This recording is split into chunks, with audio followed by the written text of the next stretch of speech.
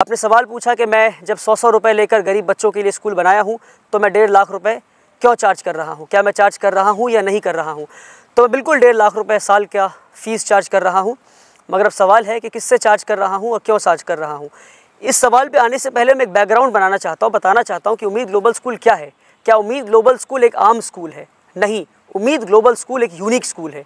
उम्मीद global school is not an ordinary school जहां बच्चे आए, पढ़े लिखे, पेट के लिए तालीम हासिल करें और जॉब सीकर्स बन के बाहर चले जाएं और नौकरी पे लग जाएं। नहीं, उम्मीद ग्लोबल स्कूल का एक मिशन है, वो ये कि इस स्कूल से किस तरह से हम लीडर्स बनाकर दुनिया को दे सके। ऐसे लीडर्स जो गरीबी को, गुर्बत को इस मुल्क से दूर कर सके। ऐसे लीडर्स जो मुसलमानों को इस मुल्क में अपनी खोई हुई इज़्ज़त वापस दिला सके इंशाअल्लाह। और इस बात को याद रखते हुए अब मैं इस बात पे आता हूँ बताने के लिए कि उम्मीद ग्लोबल स्कूल फर्दर क्यों है। हम CBSE करिकुलम फॉलो कर रहे हैं, हम इस्लामिक स्कूल हैं। ऐसा स्कूल जो कुरान भी पढ़ाता है, जो दीनियात भी पढ़ाता है, जो हदीस भी पढ़ाता है, जो साइंस भी पढ़ाता है, जो हिस्ट्री और जोग्राफ़ी और फिज़िक्स और केमिस्ट्री साथ में पढ़ाता है। एक ऐसा स्कूल है हम।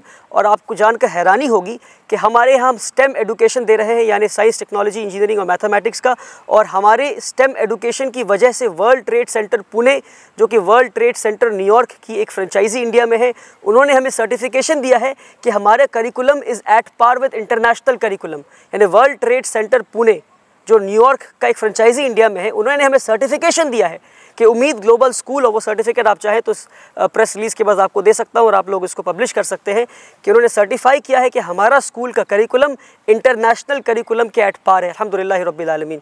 इसके साथ साथ एक यूनिक काम जो हम स्कूल में कर रहे हैं, जो पूरे इंडिया में शायद ही किसी स्कूल में, वो ये कि हमारे पास एक तरबियती निज़ाम है और हर बच्चा मेरे ज़ेरे निगरानी उस बच्चे की तरबियत हो रही है। एक अमेजिंग तरबियती निज़ाम हमारे यहाँ है। ऐसा तरबियती निज़ाम जहाँ बच्चे तहज्जुद के लिए उठते हैं। आप यकीन नहीं करेंगे, कई बच्चे हमारे तहज्जुद के लिए उठते हैं। एक बच्चा 6 महीने हो गए हमें यहाँ पे स्कूल शुरू किए, शायद ही कोई बच्चा होगा हमारे स्कूल में जिसने हमारे यहाँ दाखिला लिया हो, जो क्लास 1 से लेकर के क्लास 7 तक पढ़ता हो, जिसने अपनी फ़जर की नमाज़ मिस की हो। मैं फ़जर की नमाज़ की बात कर रहा हूँ। अल्हम्दुलिल्लाह रब्बिल आलमीन, and let me boast about it कि हमारे बच्चों ने फ़जर की नमाज़ नहीं मिस की है। एक ऐसा निज़ाम है, तरबियती निज़ाम, कि जहाँ बच्चे तहज्जुद के लिए उठते हैं, फ़जर के लिए उठते हैं, 5 वक्त की नमाज़ पढ़ते हैं, झूठ नहीं बोलते हैं, एक शानदार, एक बेहतर मुसलमान, अच्छे मुसलमान बनते हुए इंटरनेशनल करिकुलम हासिल कर रहे हैं। फुटबॉल ग्राउंड है, बास्केटबॉल ग्राउंड है, हम TT इंट्रोड्यूस करने वाले हैं। किक बॉक्सिंग में हमारे बच्चे नेशनल चैंपियन बन चुके हैं। स्टेट चैंपियनशिप की लास्ट 3 इयर्स की ट्रॉफी हमारे पास है। तो ये सारे बैकग्राउंड बताया ये समझाने के लिए कि क्या बैकग्राउंड में काम चल रहा है इन बच्चों को लीडर्स बनाने के लिए। हमने एक IT लैब सेटअप किया है जिसका ना फुल फॉर्म है इनोवेशन एंड टेक्नोलॉजी लैब। आपका सवाल ये था 1.5 लाख क्यों चार्ज कर रहा हूँ, मैं इस पर आता हूँ। मगर आप समझे कि हमने एक IT लैब सेटअप किया है जिस लैब में हम बच्चों को रोबोटिक्स सिखा रहे हैं, ड्रोन टेक्नोलॉजी, AI, कोडिंग, हम बच्चों को उसमें 3D डिज़ाइनिंग एंड प्रिंटिंग सिखा रहे हैं। सारी चीज़ें हम बच्चों को सिखा रहे हैं उस लैब में।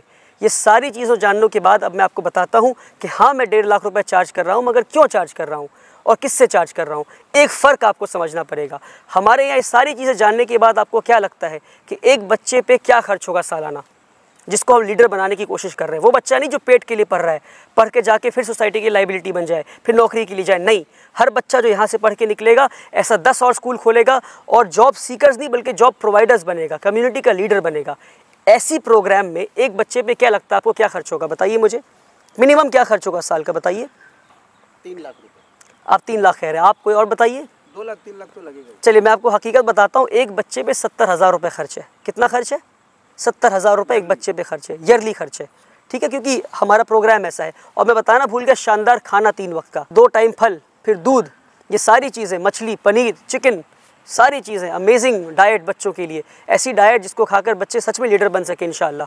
इन सब के बावजूद हमारा जो ईयर एक बच्चे पे खर्च है सालाना, वो 70,000 रुपये एक बच्चे पे खर्च है।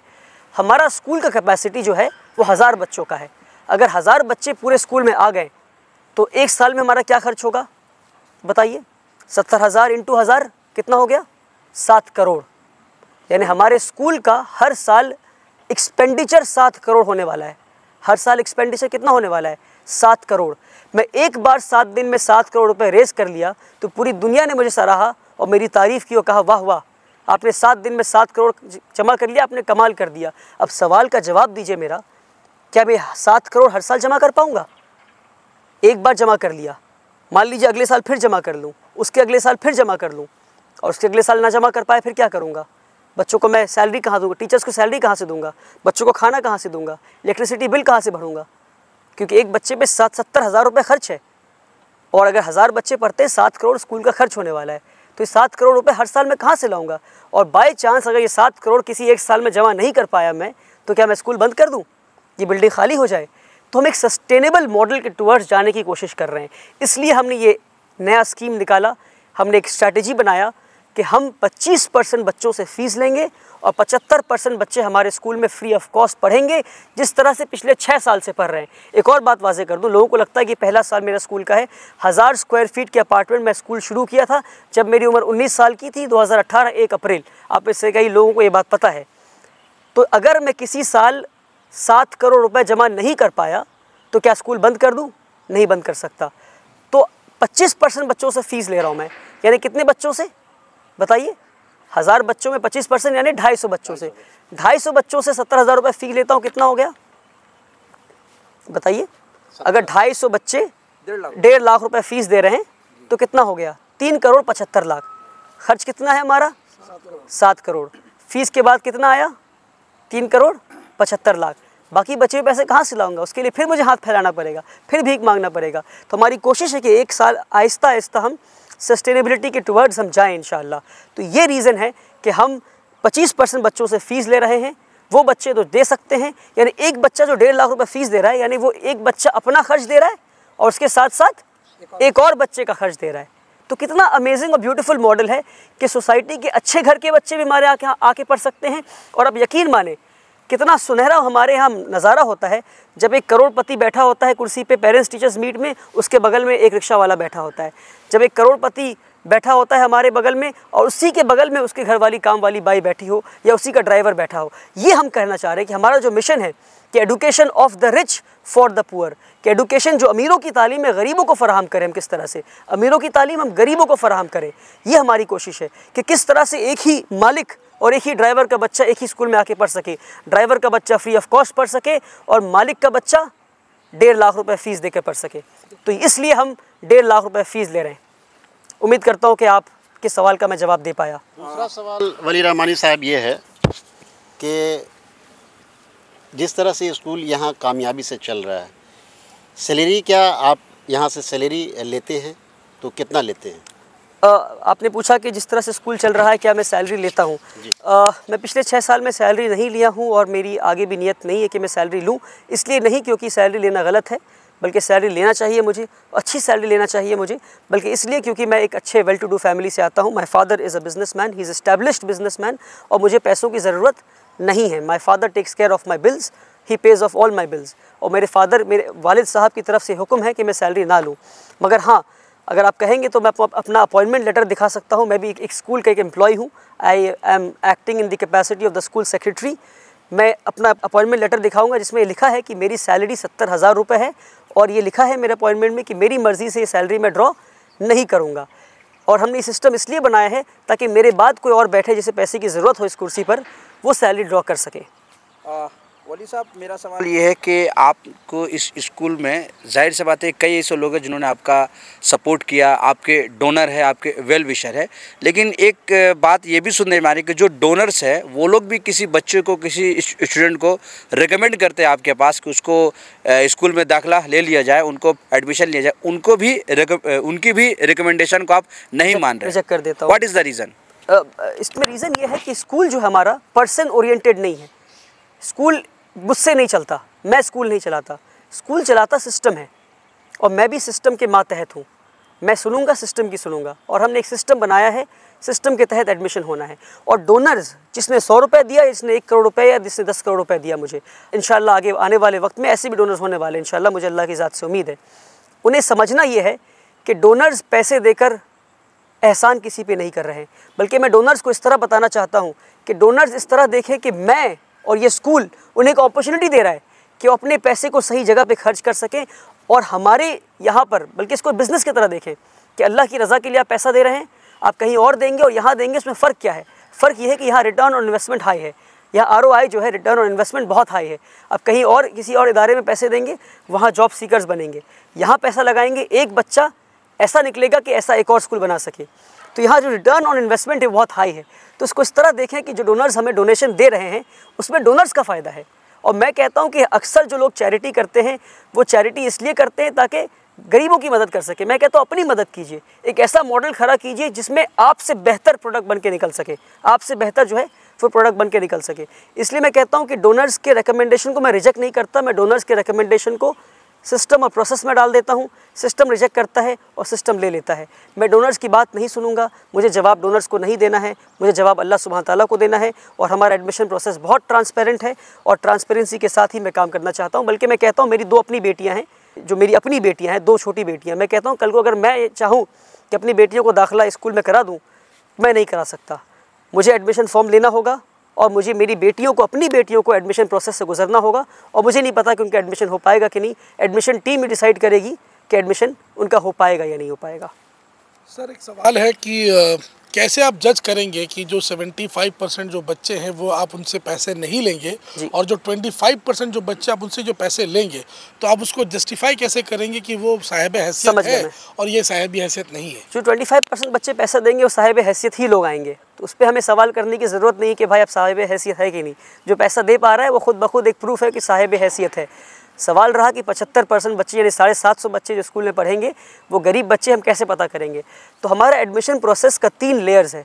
पहला ये है कि आप एडमिशन फॉर्म लेकर जाएं।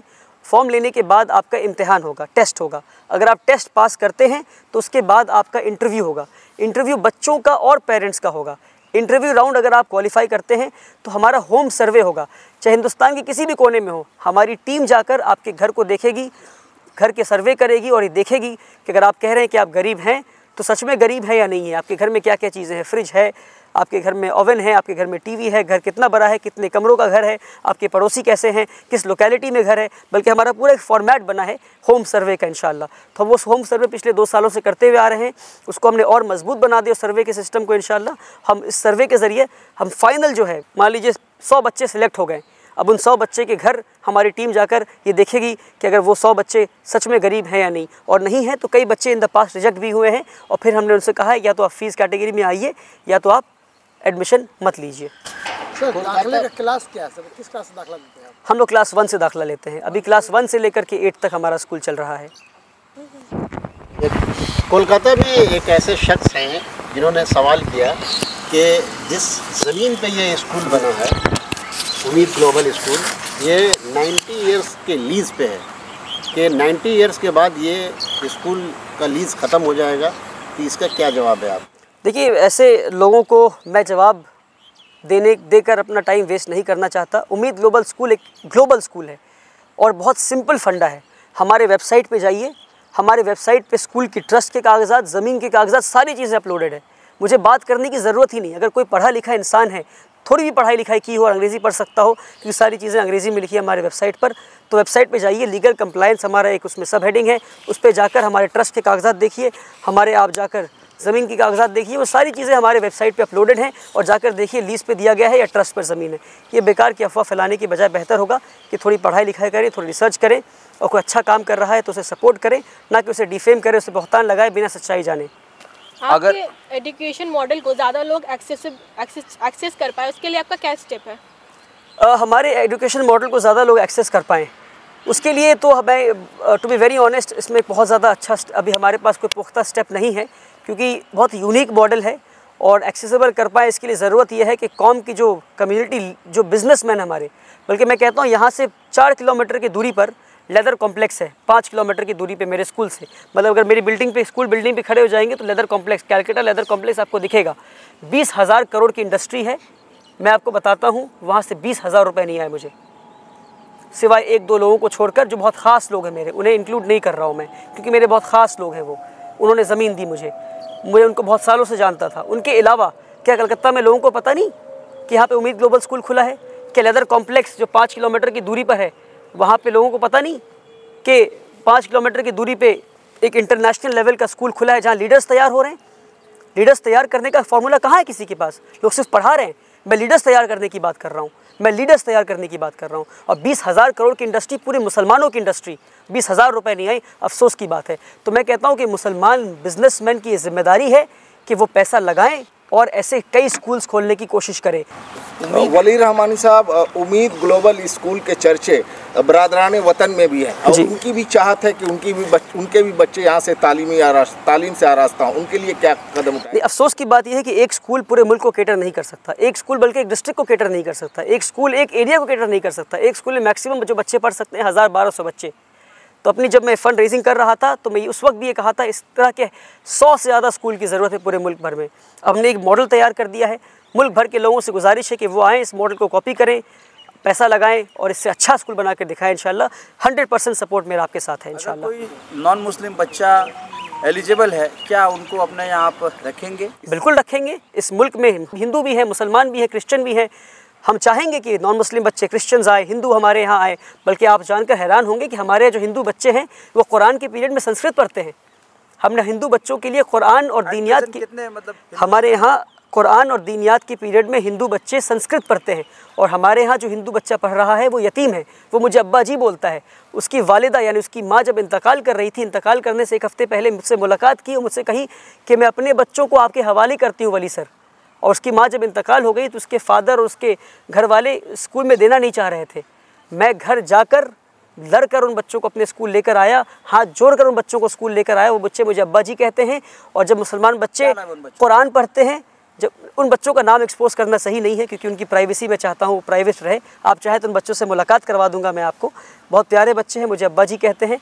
जब बच्चे कुरान पढ़ते हैं तो वो बच्चे उस वक्त संस्कृत पढ़ रहे होते हैं। ये हमारा मॉडल है और हम नहीं चाहते कि यहाँ से मुसलमान बच्चे पढ़ें और जब दुनिया की दहलीज पे कदम रखें, यहाँ मुसलमान एनवायरनमेंट स्कूल के अंदर है और जाके देखें हिंदुस्तान कुछ और दिखता है। हम चाहते हैं कि हमारा स्कूल वैसा ही दिखे जैसा हिंदुस्तान दिखता है। आपका स्कूल बिल्कुल सेक्युलर हमारा स्कूल, जितना सेक्युलर कॉन्स्टिट्यूशन में दिखा है उतना ही सेक्युलर हमारा स्कूल है। और नमाज़ पढ़ना सेक्युलरिज्म है, कुरान पढ़ना सेक्युलरिज्म है। हम कुरान इसलिए पढ़ाते हैं, हम नमाज इसलिए पढ़ाते हैं, हम संस्कृत इसलिए पढ़ाते हैं क्योंकि हमारे कॉन्स्टिट्यूशन इजाज़त देता है और कॉन्स्टिट्यूशन इजाज़त देगा। और कल को अगर ना दे तो फिर हम बात करेंगे इंशाल्लाह। स्कूल का I guess this is the first year admission हो रहा है। अगर कोई इन्फ्लुएंशियल आदमी का, किसी MP MLA वगैरह का अगर रिकमेंडेशन लेटर लेके आता है फॉर एडमिशन, क्या आप उसको एक्सेप्ट करते हैं? या हम रिकमेंडेशन एक्सेप्ट करते हैं मगर पोस्ट टेस्ट पास करना, पहले आपको टेस्ट पास करना होगा।